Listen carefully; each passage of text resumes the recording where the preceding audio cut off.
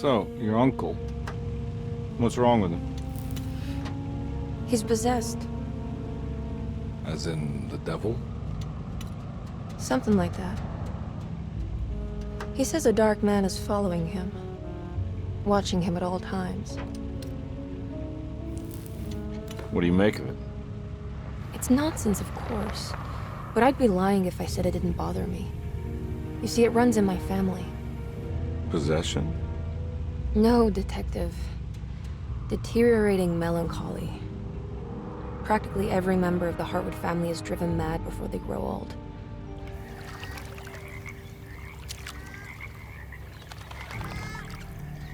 But Jeremy didn't kill himself. Is that why he's at your setup?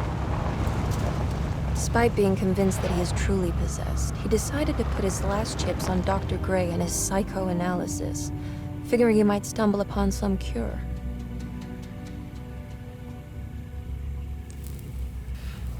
You mentioned the letter. I received a disturbing letter from Jeremy accusing the staff and all the other patients of being involved in some cult. And now they are also out to get him. Could it be real? Or is it all just in his head? It's a story he tells himself, Mr. Carnby. Anything to avoid the truth. Which is? That we're all terribly insignificant. That people mean so very little to one another. That there is no one out to get Jeremy Hartwood because he isn't worth getting. Here we are.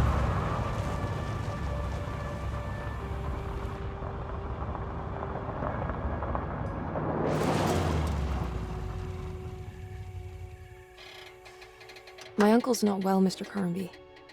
I want to make sure he's all right. Then what's my part in this? You couldn't get a cab? I just wouldn't feel safe going alone.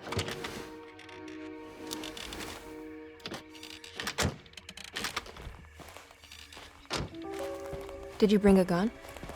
Yeah. You think it'll actually come to that? No. But you might need to wave it around depending on how agreeable the staff will be. What exactly are we gonna do when we find Jeremy? I don't know. Let's just find him first.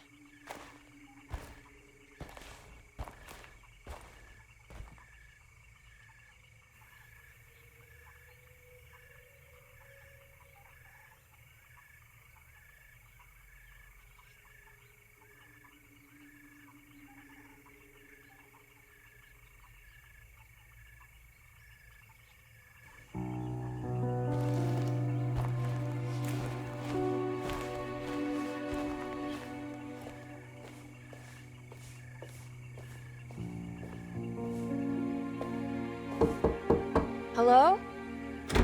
Hello? Looks abandoned. It can't be. There has to be someone around. Wait here. I'll go around back.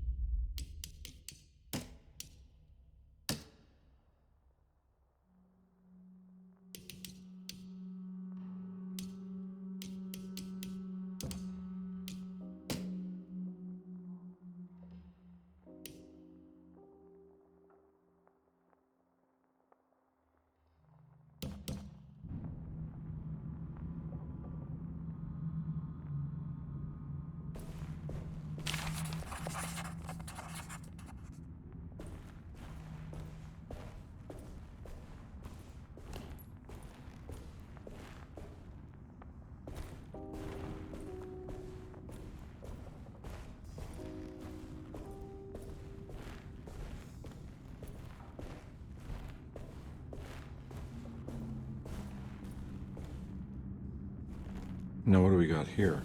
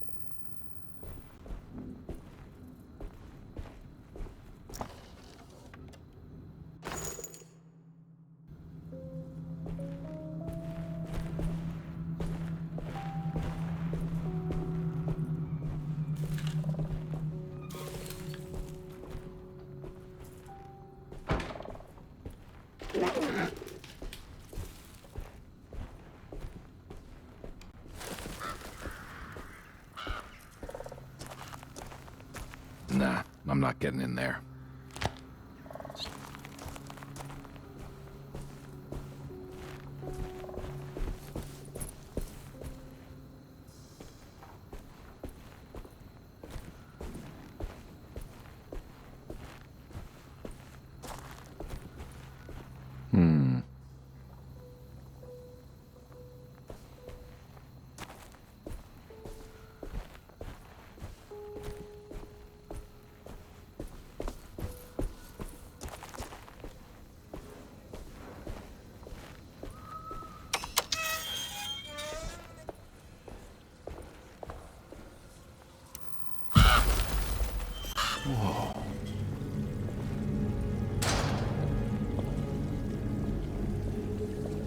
That's one big tree to fit inside a conservatory.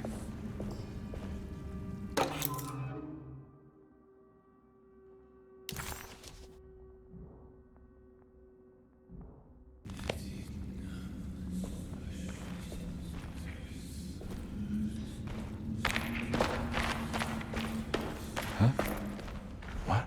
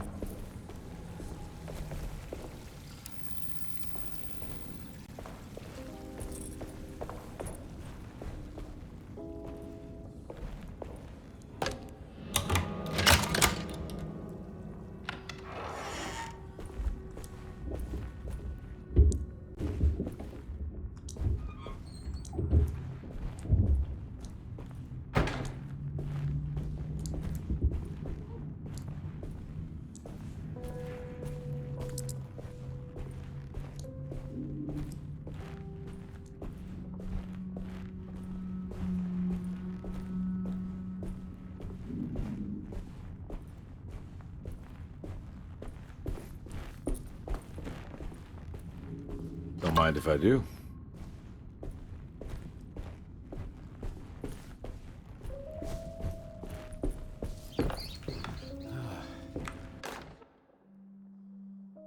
Every day your silence weighs a little heavier. It's been a difficult year for everyone, and many have lost all hope. I read in the papers about people suffering. Pictures of dust-covered landscapes without a drop of water. I wish I knew if you were still tending the earth or if you had turned your back against us. I have started to look for help elsewhere. I pray you will tell me if I am going down a path that you find disagreeable. With help from Baptiste and Charlotte, I found comfort in the practice of the voodoo. I have long been skeptical of that Caribbean cult, but it's been of good use to me. It seems all harmless in my book. I say some words dreamt up by the Creoles, and I carry around a small pocket of gree-gree. Nothing of this is mentioned in the Bible, of course, but the French Quarter priestess tells me it's all connected. She says the Christian God is just one more perspective on the creator of things. That's what I like to think, but the other way around, that the spirits of her faith are just aspects of you, our Heavenly Father. I am so grateful for the words you gave Mr. Hartwood. We will sing your praises at St. John's Eve. The world will be blessed soon again. Only the sacrifices of the Old Testament compare to your demands. Let it be the truth. A mother of earth, wood, and dirt. A mother of 1,000 young. Sacred sand, $1. Black cat oil, $1.50. Devil shoestrings, a quarter. That makes $2.75, madame. What was that you were telling the doctor? A goat without horns. What does that mean? Ah, you must have misheard me, madame. I said no such thing. Please, I know I don't look like any of you, but I'm devout. I'm ready to do what it takes. Do not be so eager to sacrifice the few things you have left, madame. Now please, leave my store. A goat without horns.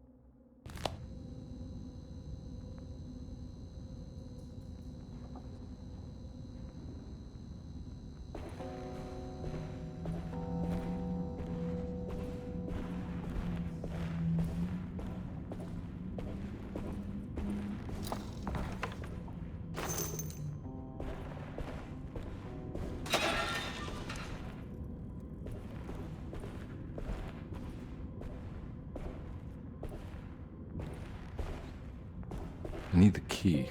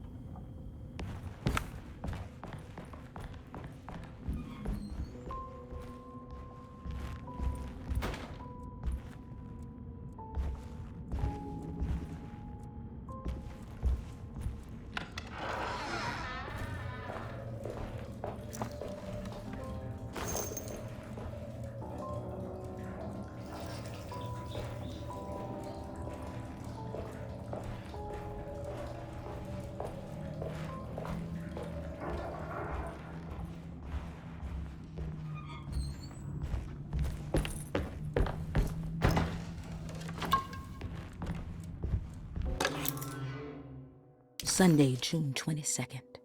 I spent all day looking for Jeremy. I should have cared for the others, but I'm scared that he will do something irreversible. Cassandra is upset that I didn't give her the latest shipment of pain medication that Waits brought from the post office yesterday. I would have given it to her, but the company didn't send a new key this time around, so the box is just sitting there on my desk. They must have figured we had plenty of their gimmicky keys by now. I only remember seeing one lately. Grace was playing with it inside the grand parlor. Unless it turns up by itself, it will have to wait. I have to figure out where Jeremy is. I think Jack knew something. That dog of his found a strange rot permeating the house. She's showing us, he said, like those blots and streaks of fetid rot was talking to him.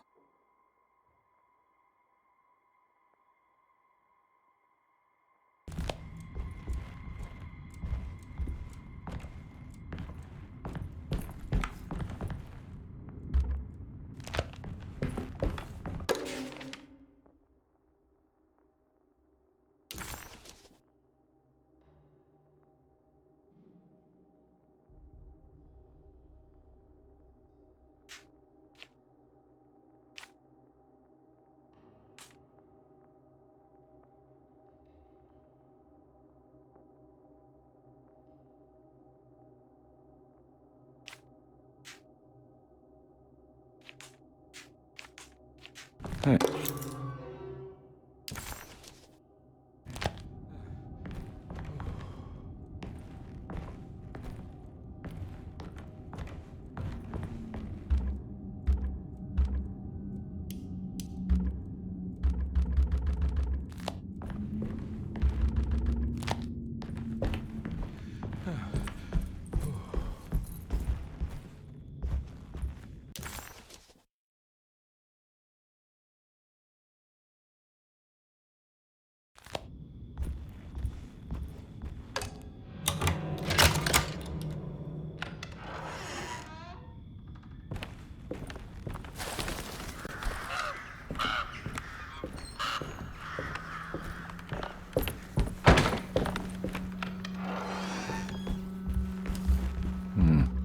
I need the key.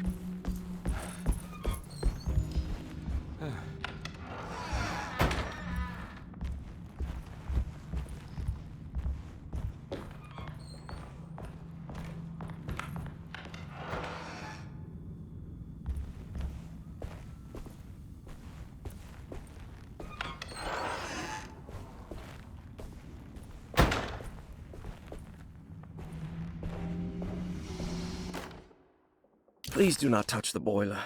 It is working after all. While the sabotage has caused a leak, only the decorative plate has been completely ruined. Let's wait for Mr. Chance to turn up and he can take a look at the leak. Mr. Waits.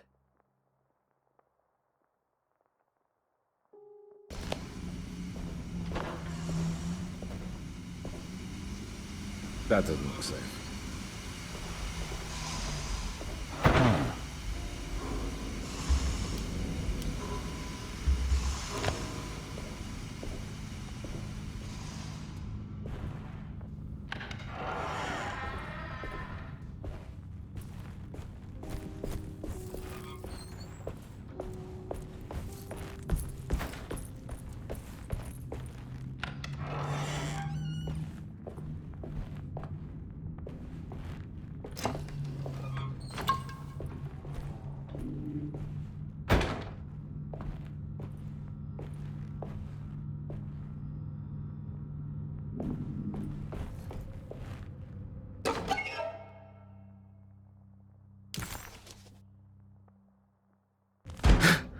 What was that?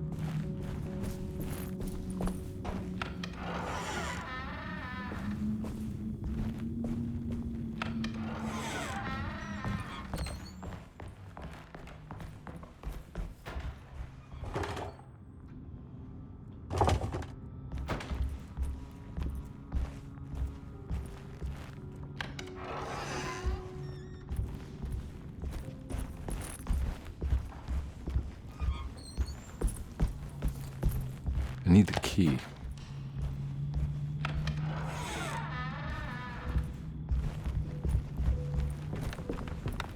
It's wedged shut.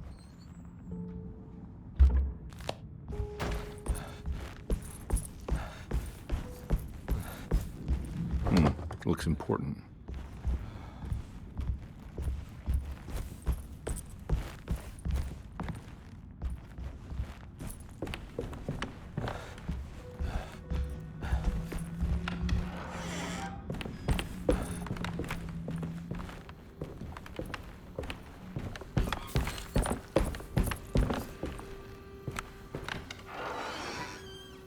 Oh.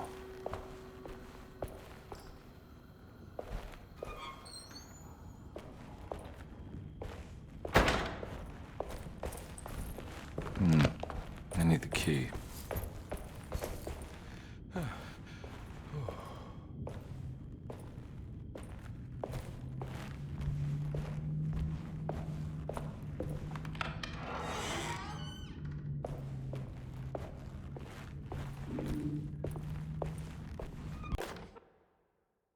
The Great Depression. President Hoover raises tariffs on over 20,000 imported goods in an act to protect American labor. Following the collapse of the Wall Street stock market on October 24 last year, American industry has suffered greatly. Thousands of companies have gone bankrupt and left a large part of the American workforce unemployed. In an attempt to turn the tide, the Smoot-Hawley Tariff Act has been signed by President Herbert Hoover. By regulating commerce with foreign countries, the government hopes to encourage the industries of the United States to compete with cheap foreign imports. Superstition on rise. New Orleans voodoo stores and spiritual mediums see increased profit during troubled times. While the market has faced hard times ever since Black Thursday of last year, voodoo doctors and snake charmers see significant rise in number of customers. With the coming Eve of St. John on the 23rd, the police expect increased cult activity around Bayou St. John, the southern shore of Lake Pontchartrain. Voodoo rituals in that area on the Eve of St. John have a long tradition reaching back to the first snake worshippers brought as slaves from West Africa. During the 19th century, its practice was popularized by the legendary Marie Laveau, and has since been embraced by many of the Creoles and the surviving aristocracy of the French Quarter. Author seeks asylum. Rumors regarding author Cassandra Beauregard making Derceto her home verified. Derceto Hospital is an old plantation building on the eastern shores of Lake Pontchartrain. While often considered an asylum for the insane, residing Dr. Elmore Lee Gray prefers to think of it as a convalescent home, a place where you can go to rest. The patient list is kept secret, but thought to include many of the black sheep of wealthy families, because at Derceto, treatment does not come for free. Local author Cassandra Beauregard has now been confirmed by her own admission. She's been lauded as a powerful Creole voice and written many successful books. Lately it was reported from Hollywood that she has finished a moving picture manuscript titled Slaughter Gulch. That film is set to hit the theaters next year.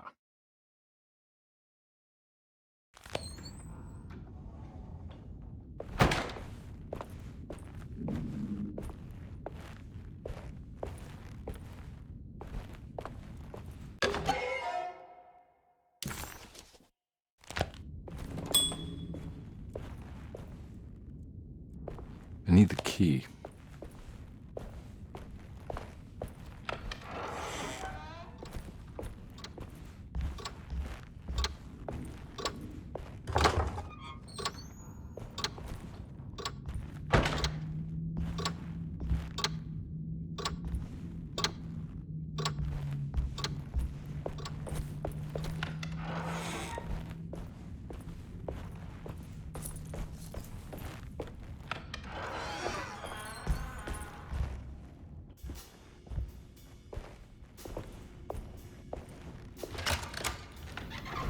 Thanks.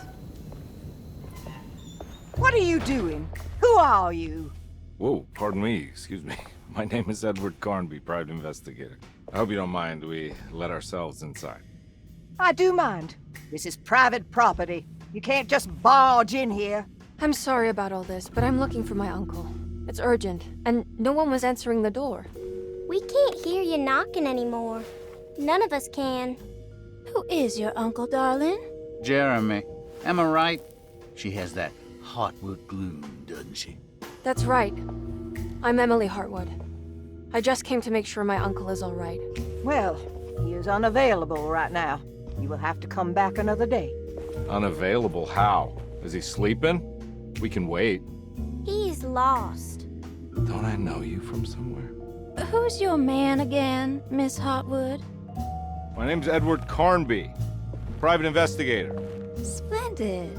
Enough! All of you! Get back to your rooms! McCarthy, keep your eyes on the child. And you two, please leave immediately. Look, we're not here to cause any trouble. Just let us see the old man, satisfy the curiosity of my client here, and we'll be off. Jeremy has gone missing. There's no need to worry, but it might be some time before he turns up. The whole staff is looking for him. What? He ran off? I don't have time for any of this. Please, come back tomorrow. All right, in that case, we'll just wait in his room. You don't mind, do you? It's upstairs, right? Wait, you can't. Don't worry, we'll be discreet. In the corridor. It's the first door on your left. I'll tell Dr. Gray you're here. Excellent. Thank you, madam.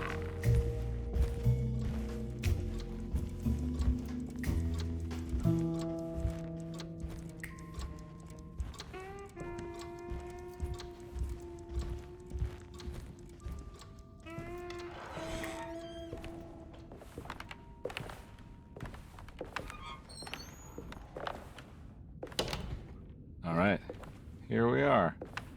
Let's look around. See if we can dig up any clues.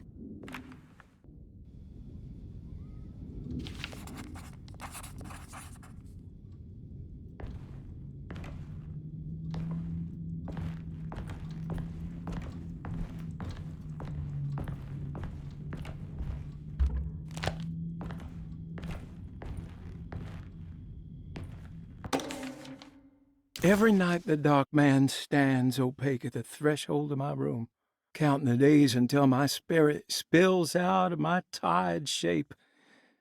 Only his pallid mask shelters my remaining sanity. Staring directly into the face of that demonic sultan would surely sunder time itself. Would he have looked the same to my father as he struggled for his life? Does his veiled face haunt my niece quite the same way? I wish so that I could rest my soul in that sunburnt convent of Teruel. Would I find you there, Juan? Or Senora Perosi, back from the beyond? Every night I hide from him, moving from one misshapen memory to another. Scenes conjured out of fantasy and delirium. Places I struggle to even paint. I wish I understood your death, Senora. Is there anything I could do for you but bury you in that bleak necropolis? That triumphant chapel rising above the ledges and the oven vaults shall be your sepulchre, where you may rest, and I shall weep.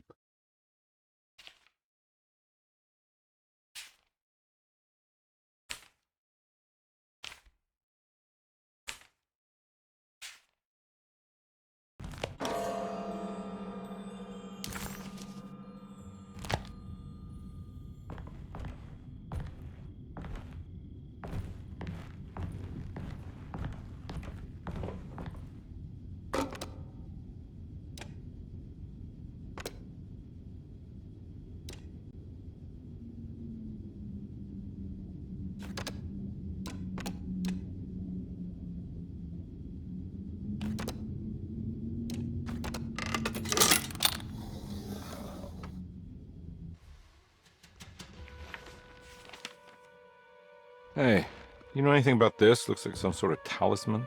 No, I don't. Oh, help me out here, will you?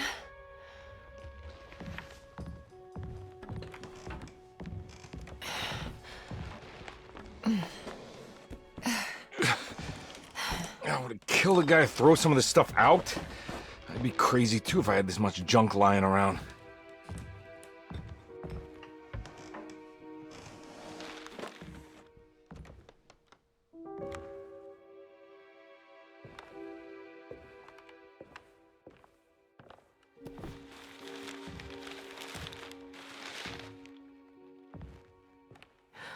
Oh, wow.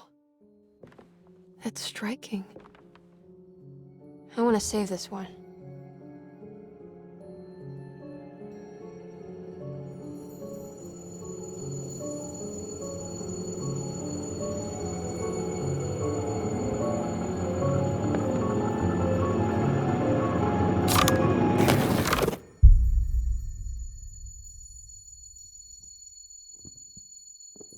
All right, come on. I want to go see Dr. Gray.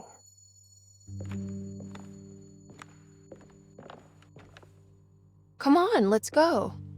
Yeah, I'm coming.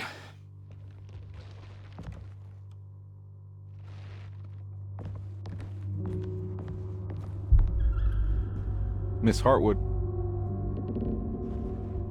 Emily?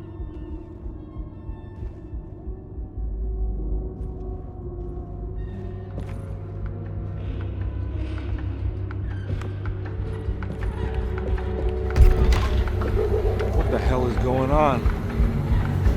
Where am I?